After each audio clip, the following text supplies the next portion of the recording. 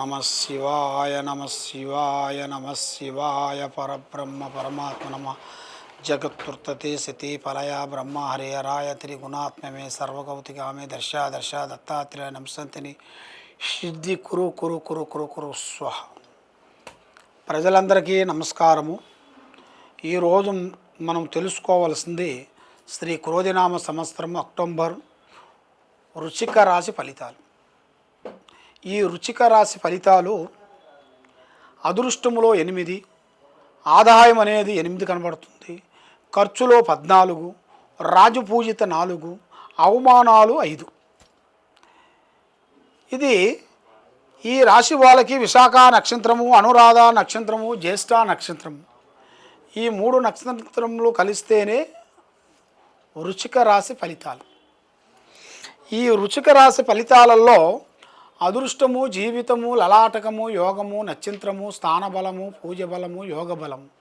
మరి ఏ కార్యక్రమం చేసినా, ఏ పని చేసినా వీళ్ళకి గతములో ఉన్నదాని కాకోకుండా ఇప్పుడు నూతన పనులు కొన్ని దగ్గరికి వస్తున్నాయి, నూతన కార్యక్రమాలు కొన్ని దగ్గరలోనే ఉన్నాయి.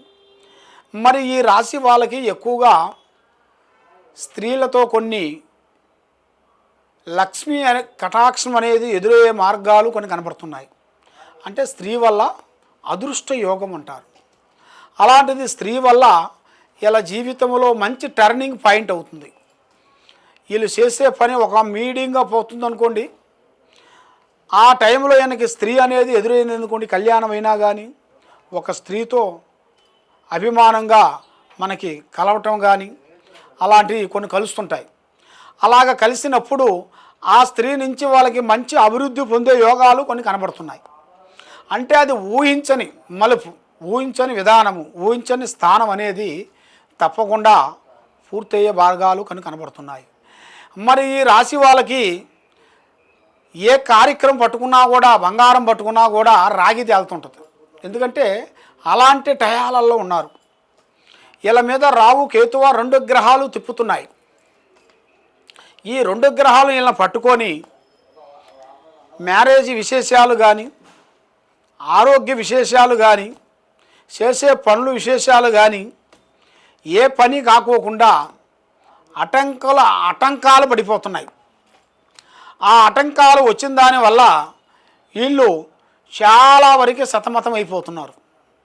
చాలా విధానాలుగా చాలా వరకు సతమతం అయిపోయి మైండ్ బాగోక, మనస్సు బాగోక, చేతికాడికి వచ్చింది భోజనం నోటికి అందుకోకుండా పోవటం, మరి ఇస్తానన్న వాళ్ళు ఇవ్వకోకుండా ఉండటం, సాయం చేస్తాను అన్న పని, నీకు ఆ పని ఉద్యోగం, ఆ పని పలానా టైంలో అవుతుంది అనేది ఆ టైంకి పోతే ఆ ఉద్యోగం కాకోకుండా ఉండటం, అలాంటి కొన్ని లేనిపోయిన చికాకులు, లేనిపోయిన నిందెలు, లేనిపోయిన ఆలోచనలు కొన్ని కనబడుతున్నాయి. కానీ ఏ ఆలోచించినా కూడా వీళ్ళకి స్థితిగతుల్లో పెద్దగా అనుకూలం లేదు. రావు కేతువులు వీళ్ళని డిస్టర్బెంట్ చేస్తున్నాయి. ఆ డిస్టర్బెంట్ చేసిన దాని వలన వీళ్ళకి మైండు, మనస్సు, ఆలోచన కరెక్ట్గా ఉండలేదు. కాబట్టి వీళ్ళు మెయిన్గా పూజించాల్సింది ఆ సూర్య భగవాను పూజించాలి. పొద్దున్న లేచి తలస్నానం చేసేసి ఆదివారం రోజున సూర్యుడికి తలస్నానం చేసి మీ ఇంట్లో దీపారాధన ఒకటి వెలిగించాలి. ఆ దీపారాధన వెలిగించుతూ మీరు అక్కడ చదవాల్సిన మంత్రం చెప్తాను. ఆ మంత్రాన్ని మీరు రోజుకి 9 సార్లు కానీ, లేదా 11 సార్లు కానీ, లేదా 108 సార్లు కానీ దాన్ని జపించాలి. ఆ మంత్రాన్ని మీరు జపించిన వెడల మీకు మంచి జరుగుతుంది. మరి ఆ మంత్రం ఏమిటండి గురువుగారు అంటే, మీరు అది ఆదివారం రోజే చేయాలి, ఎప్పుడు చేసేది కాదు. కాబట్టి ఆ మంత్రాన్ని మేము చెప్తున్నాను వినండి. ఓం